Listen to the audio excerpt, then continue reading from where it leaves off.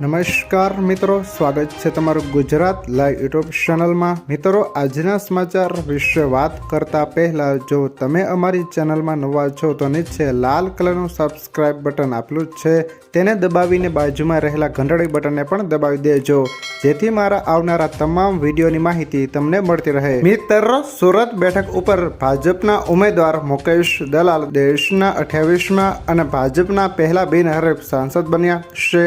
ચૂંટણીના જંગમાં ઉમેદવારીનું ચિત્ર ગોઠવાયા તે પહેલા જ રવિવારે કોંગ્રેસના ઉમેદવારીનું ફોર્મ રદ થયું હતું। સોમવારે ઉમેદવારી પરત ખેંચવાના અંતિમ દિવસે બાકી રહેલા 8 ઉમેદવારો કે જેમાં પ્રાદેશિક પાર્ટી, બહુજન સમાજ પાર્ટી અને અપક્ષ ઉમેદવાર મળીને કુલ 8 ઉમેદવારોએ એક પછી એક ઉમેદવારી પત્ર પરત ખેંચી લીધા હતા।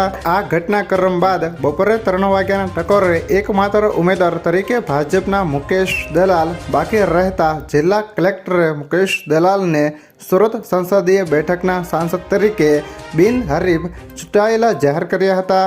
ભાજપ માટે તેમના પક્ષમાંથી આ રીતે બિનહરીફ સાંસદ ચૂંટાયા હોય તેવો પહેલો પ્રસંગ બન્યો હશે। અલબત્ત મુકેશ દલાલ પહેલા દેશમાં 27 બિનહરીફ સાંસદ બન્યા હતા, એટલે તેઓ દેશના 28મા બિનહરીફ સાંસદ તરીકે મુકેશ દલાલે નવો ઇતિહાસ લખાયો હતો।